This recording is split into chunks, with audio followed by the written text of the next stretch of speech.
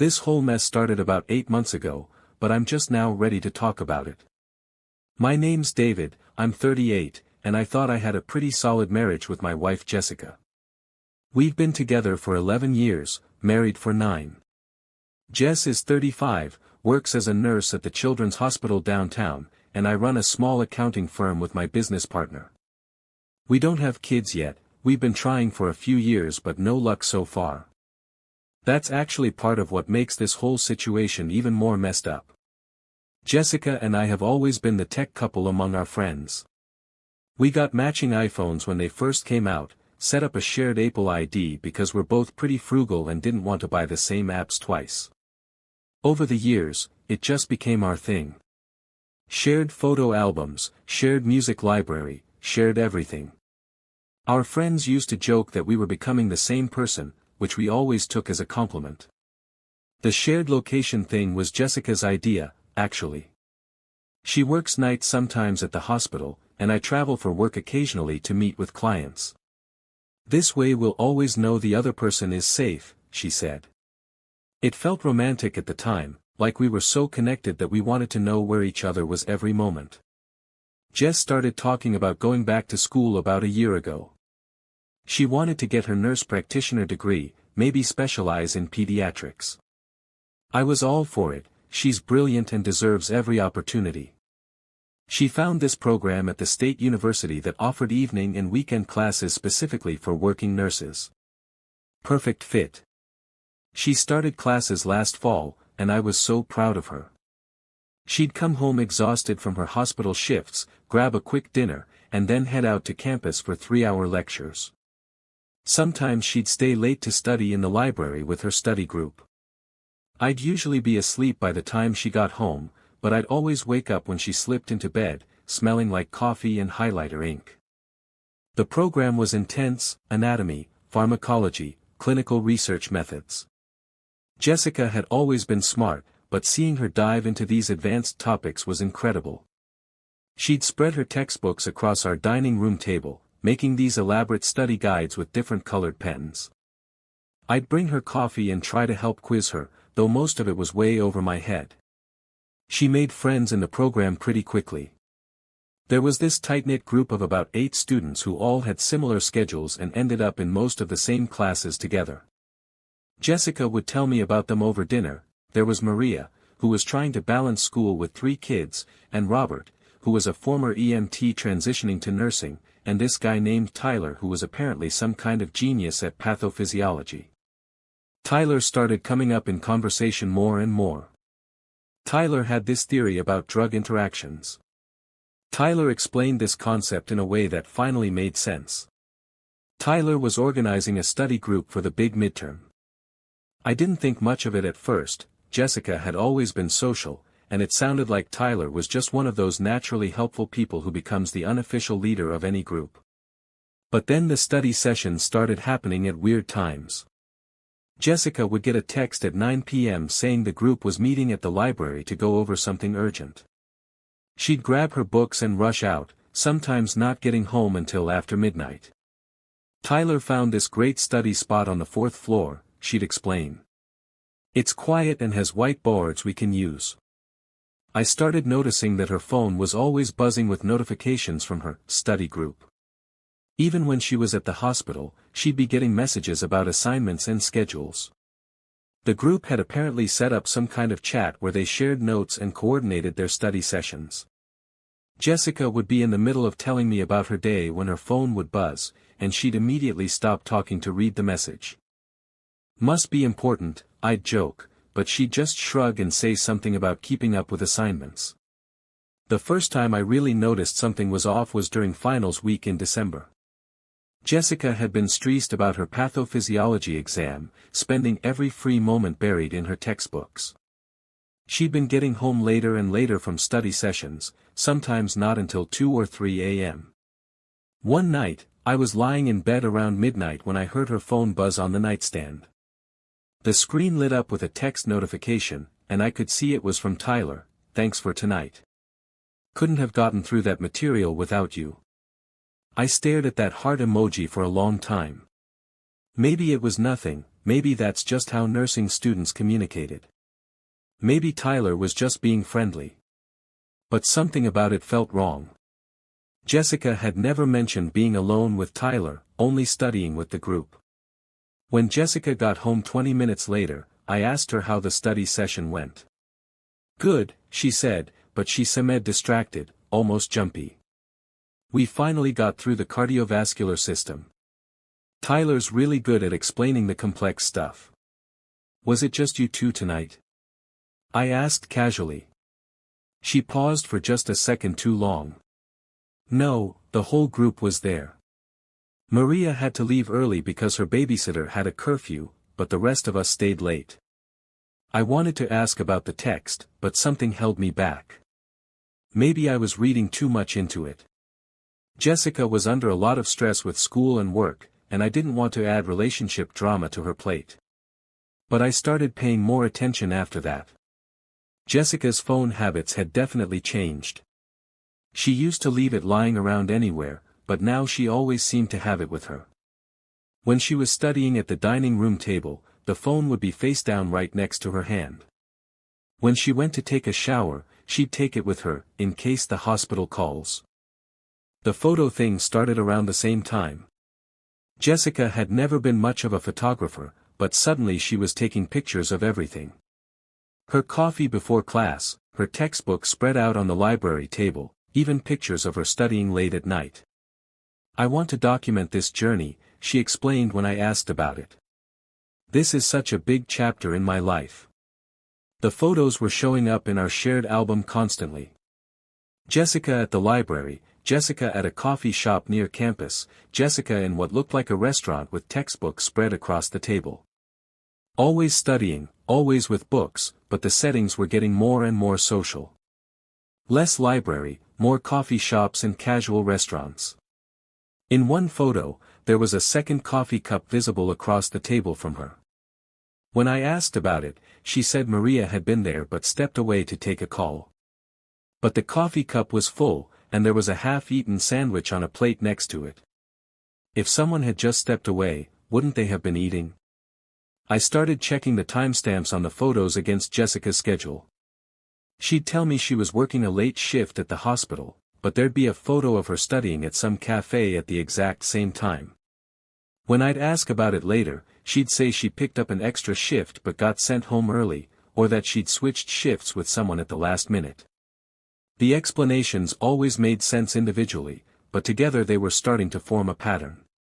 A pattern of Jessica being places she hadn't told me about, with people she hadn't mentioned, at times that didn't match what she'd said. The location sharing that had once felt romantic was becoming a source of anxiety. I'd find myself checking it compulsively, especially when Jessica said she was staying late to study. More often than not, she was exactly where she said she'd be, at the library, at the hospital, at school. But sometimes, she'd be at locations that didn't match her story. One Thursday night, she said she was working a double shift at the hospital. Emergency in the NICU, all hands on deck. But when I checked her location around 10 p.m., she was at a restaurant across town. Not just passing by, stationary, like she was sitting down for a meal. I watched her dot on the map for over an hour, not moving. When she got home around midnight, I asked how the emergency went. "Exhausting," she said. "We didn't even get a chance to eat dinner. I'm starving." But according to her location, she'd spent an hour at a restaurant that night.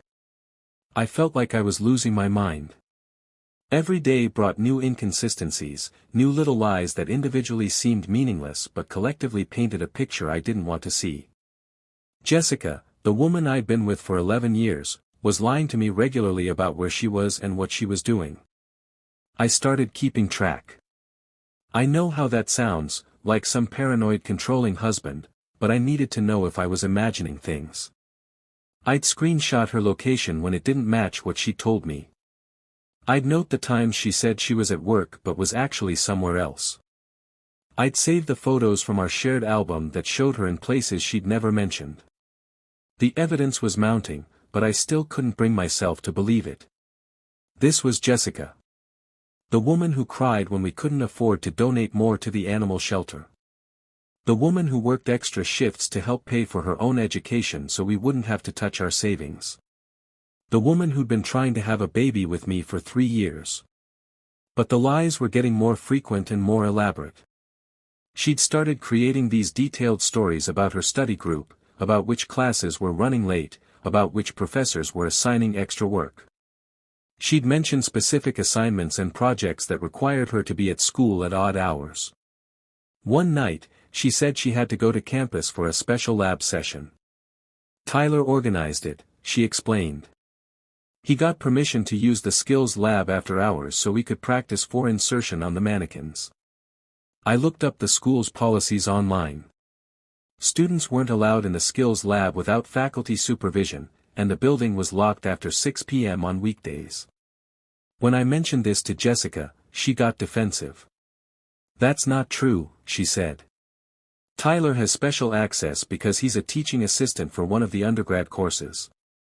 He's allowed to book lab time for study groups." I checked the school's website. Tyler wasn't listed as a TA for any courses. That night, I tracked Jessica's location. She wasn't at the school. She was at a hotel bar downtown, and she stayed there for 3 hours. I started researching Tyler. Jessica had mentioned his last name a few times, Tyler Chin. I found him on social media pretty easily. He was 29, recently divorced, worked as a paramedic while going to school for his nurse practitioner degree. His profile pictures showed him rock climbing, hiking, at various bars and restaurants around town. He looked exactly like the kind of guy Jessica would have dated before we met, outdoorsy, adventurous, the opposite of a boring accountant like me. Going through his photos, I found one that made my stomach drop.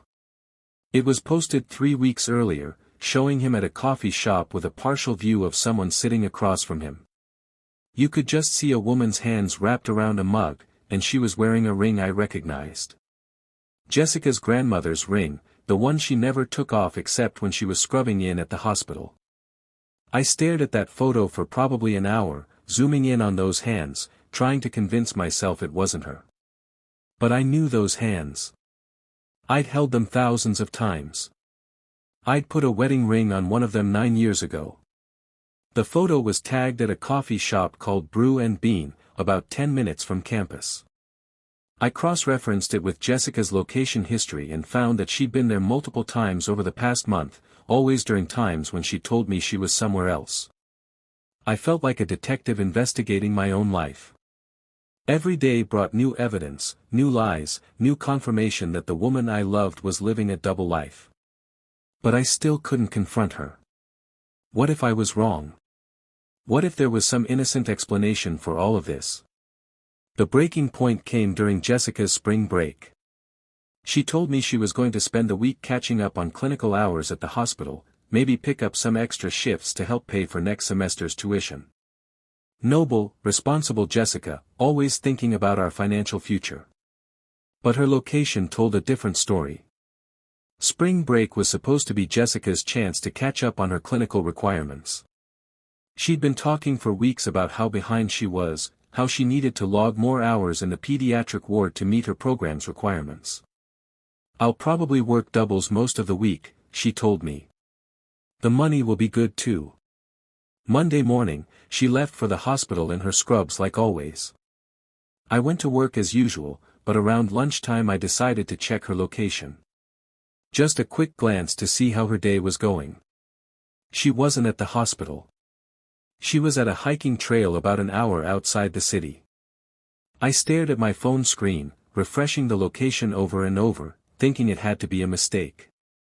But the little dot stayed put, right there on the trail map, for over 4 hours. I googled the trail. It was a moderate difficulty hike with scenic overlooks, definitely not a place you'd go alone. When Jessica got home that evening, she looked tired but happy. Glowing, almost. "How was work?" I asked. "Exhausting," she said. The pediatric ward was slammed. We had 3 new admits and one of the babies was really sick. I barely had time for lunch. I nodded like I believed her, but inside I was screaming. She'd spent the day hiking with someone while telling me she was caring for sick children. Tuesday was the same pattern. She left for work in Scrubs, but her location showed her at a downtown market, then at a park, then at a restaurant I'd never heard of. She was gone for 8 hours, moving around the city like she was on a date. By Wednesday, I couldn't take it anymore. I called the hospital during what should have been her shift and asked to speak with Jessica in pediatrics. "I'm sorry," the receptionist said, "but Jessica isn't scheduled to work this week. She requested the week off for personal time." Personal time. While telling me she was working doubles to catch up on clinical hours. I hung up and immediately checked her location. She was at a winery about 2 hours away. She'd been there since noon, and it was now 4 p.m. I sat in my office, staring at the map on my phone, watching her little dot remain stationary at this romantic winery in the countryside. I looked up the place online. It was one of those couples' destinations, with wine tastings and cozy cabins and scenic views. The kind of place Jessica and I had always said we'd visit someday when we had more money and time. But she was there now, with someone else, while lying to me about working at the hospital. That night, she came home with this relaxed, happy energy I hadn't seen in months. She was humming while she made dinner, actually humming. When I asked about her day, she launched into this elaborate story about a difficult case in the NICU, complete with medical details and emotional moments. "It was tough," she said, "but it reminded me why I love this job. Even when it's hard, it's so rewarding." I watched her tell this lie, watched her face as she created this fiction about her day. She was good at it. Really good. How long had she been lying to me? How many of our conversations had been built on complete fabrications? Thursday and Friday followed the same pattern. Jessica would leave in Scrubs, claiming to be working at the hospital, but her location would show her at various places around the city and beyond. A spa. A hiking trail. A bed and breakfast in the mountains. I started taking screenshots of everything. Her location at the spa while she claimed to be dealing with a medical emergency. Her location at the bed and breakfast while she texted me saying she was working late and wouldn't be home until midnight. By Friday night, I had a week's worth of evidence. A week of lies, locations, and a marriage that was clearly over even if I hadn't admitted it to myself yet. Jessica came home Friday night glowing like she'd just had the best week of her life. She seemed more relaxed and happy than she'd been in months, maybe years. "How was your week?" I asked. "Intense," she said. "But good. I feel like I really made a difference." She was talking about her week of hiking and spa visits and romantic getaways, but she was framing it as dedication to her patients. The audacity of it was breathtaking. That weekend, I made my decision. I was going to confront her with everything I'd found. I was going to give her one chance to tell me the truth, and then we were going to figure out what came next. I waited until Sunday morning. Jessica was in the kitchen making her famous blueberry pancakes, humming that same tune she'd been humming all week. She looked so content, so at peace. Part of me wanted to just pretend I didn't know anything, to let her keep her secret life as long as she came home to me. But I couldn't live with the lies anymore. "Jess, we need to talk," I said. Something in my tone must have alerted her because she immediately stopped humming. "About what?" I pulled out my phone and showed her the screenshot of her location at the winery on Wednesday. "About where you really were this week." The spatula fell from her hand and clattered onto the stove. She just stared at the phone screen, her face going through a series of expressions: confusion, recognition, panic, and finally resignation. "David, I can explain." "I really hope you can," I said. "Because I called the hospital on Wednesday. You weren't scheduled to work this week." She sank into the kitchen chair, and for a moment she looked like she might faint. "How long have you known?" "Known what?" I asked. "That you've been lying about school? About work? About where you spend your time?" She started crying then, these quiet tears that somehow made me feel worse than if she'd been sobbing. I never wanted you to find out this way. Find out what, Jessica? I need you to say it. She looked up at me with red eyes. I'm having an affair. Even though I'd known it was coming, hearing the words out loud felt like a physical blow. With Tyler. She nodded. For how long? Since January, she whispered. 4 months. 4 months of lies, of me questioning my own sanity, of her coming home and kissing me after being with him. Do you love him? I asked. I think so, she said. I don't know. It's complicated. It's not complicated, Jess. Either you love him or you don't. I love you too, she said quickly. I've always loved you. But with Tyler, it's different. It's exciting and new and I feel like myself again. You feel like yourself? What have you been with me for 11 years? She was quiet for a long time. I've been your wife, she finally said. I've been the woman who can't get pregnant and can't afford to quit her job and can't figure out how to be happy with a normal life. With Tyler, I'm just Jessica. I'm young and interesting and full of possibilities. You are full of possibilities, I said. We're full of possibilities. We've been trying to have a baby, we've been saving for a house, we've been building a life together. I know, she said. And I love that life. I love you. But I also love the way Tyler makes me feel. And how does Tyler make you feel? Like I'm worth pursuing, she said. Like I'm worth the effort. When was the last time you planned a surprise for me? When was the last time you took me somewhere just because you wanted to spend time with me? I thought about it. She was right. Somewhere along the way, we'd stopped dating each other. We'd become roommates who shared a bed and a mortgage and a dream of having kids someday. So this is my fault? I asked. No, she said quickly. This is my fault. I made the choice to lie to you. I made the choice to be with Tyler instead of talking to you about how I was feeling. The whole spring break thing, you planned that with him? She nodded. He's been wanting to take me away somewhere. The winery, the hiking, the spa day. He said he wanted to show me how I deserved to be treated. And the lies about school. About study groups. Some of it was real, she said. Tyler is in my program. We did start as study partners. But then it became more than that, and I didn't know how to tell you. So you just kept lying. I kept thinking I could end it, she said. I kept thinking I could choose you and our marriage and our life together. But every time I tried to stop seeing Tyler, I'd miss him. I'd miss the way he made me feel. And now? She was quiet for a long time. I don't know, she finally said. I honestly don't know what I want. But I knew. I could see it in her face, in the way she'd been humming all week, in the glow she'd had since her romantic spring break with Tyler. She'd already made her choice. She just didn't know how to say it.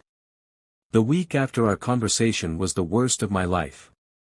Jessica moved into our guest bedroom while we figured things out, but we both knew it was over. She'd go to school and work like normal, but she'd come home distant and distracted. We'd eat dinner together in silence, both of us picking at our food, both of us avoiding eye contact. I started going through our shared photos more systematically, looking for clues I'd missed. There were so many signs I'd overlooked or explained away. Photos of Jessica at restaurants I'd never been to, always with 2 sets of silverware visible.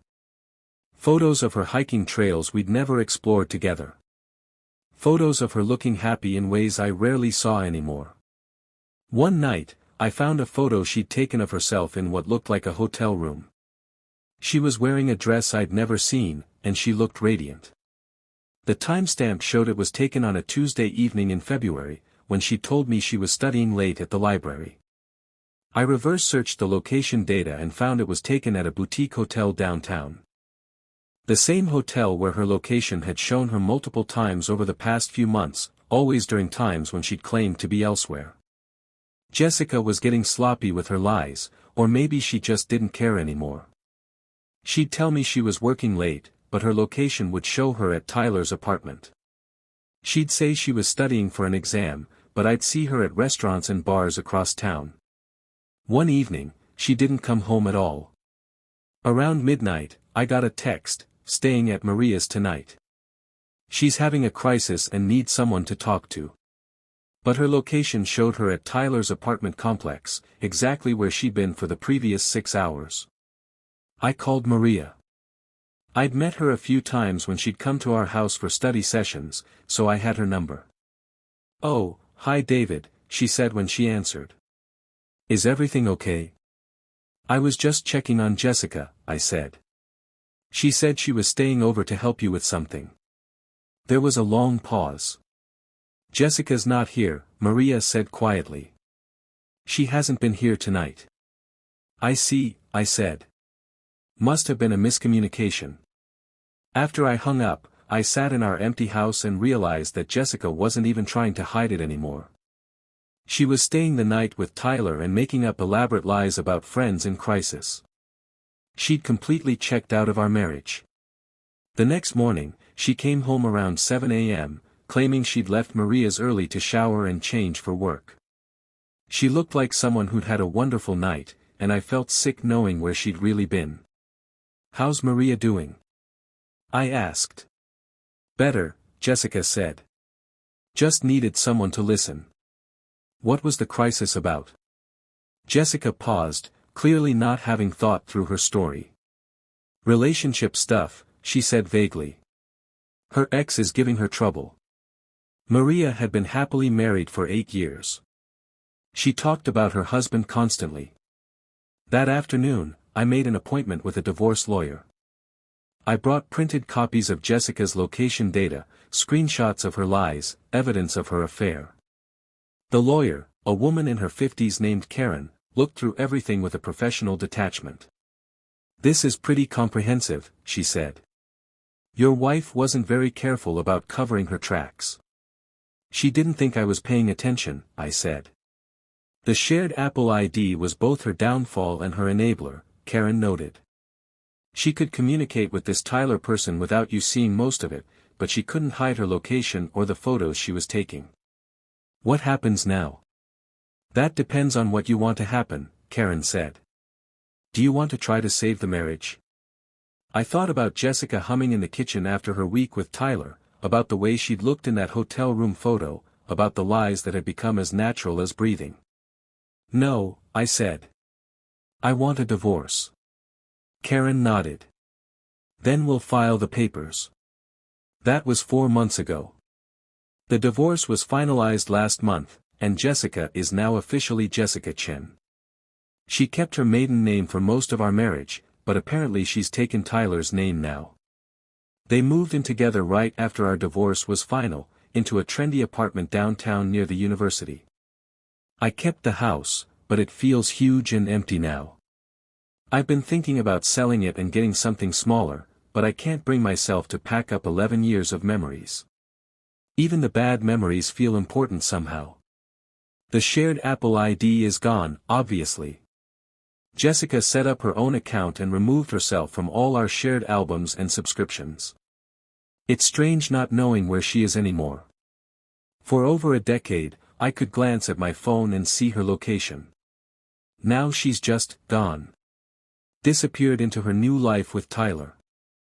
I've been doing a lot of thinking about technology and trust.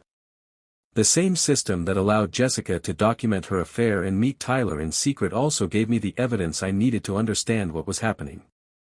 Without the shared location and photo syncing, I might have gone crazy wondering if I was imagining things. Would I have been happier not knowing? Sometimes I think so. There's something to be said for willful ignorance. But I also remember how isolated and confused I felt when I knew something was wrong but couldn't put my finger on what it was. At least now I know the truth. Jessica finished her nurse practitioner program last month. I saw the graduation photos on her social media before I finally unfriended her. She looked happy, standing there with Tyler and his parents, her diploma in hand. She's working at a pediatric clinic now, finally doing the job she always dreamed of. Tyler's divorce had been finalized right around the time Jessica and I separated, so there was no overlap there. They're both free to be together without any complications, which I guess is what they both wanted. My friends keep asking me if I'm dating yet, if I'm ready to get back out there. The truth is, I don't know how to trust anyone anymore. When someone tells me they're working late or studying with friends, my first instinct is to check their location. When someone's phone buzzes with a notification, I wonder who's texting them and why. I know that's not healthy. I know that not everyone is Jessica, that not every relationship is built on lies. But knowing something intellectually and feeling it emotionally are two different things. My therapist says I need to grieve not just the end of my marriage, but the person I thought Jessica was. For 11 years, I believed I was married to someone honest and faithful. Finding out that person never existed is almost harder than losing her. The shared Apple ID is gone, but the shared memories are still there. I can't delete the photos we took together, the places we went, the dreams we had. Sometimes I'll be going through old files and find a picture of us from our honeymoon, both of us so young and happy and sure that we'd figured it all out. I don't know what the lesson is here. Don't trust technology. Pay more attention to your partner. Shared Apple IDs are dangerous. All of the above, maybe. What I do know is that I'm 38 years old, divorced, and I have to figure out how to build a life that doesn't revolve around someone else's lies. The shared Apple ID is gone, but the shared experience of being betrayed by someone you love completely, that's something I'll carry with me forever. Jessica texted me last week asking if I was doing okay. I didn't respond. I'm not sure I'll ever be ready to have that conversation. She chose Tyler, chose excitement over stability, chose her new life over our old one. I have to respect that choice, even if I don't understand it. The technology that brought us together, we met through a dating app, planned our wedding using shared calendars, documented our relationship with thousands of photos stored in the cloud, ultimately tore us apart. The same tools that were supposed to make us more connected revealed just how disconnected we'd become. I don't know if I'll ever fully trust technology again, or if I'll ever fully trust another person. But I'm learning to trust myself, to trust my instincts when something feels wrong, to trust that I deserve better than lies and deception. The shared Apple ID is gone, but the lessons it taught me about love, trust, and the danger of taking someone at their word when their actions tell a different story, those lessons are mine to keep.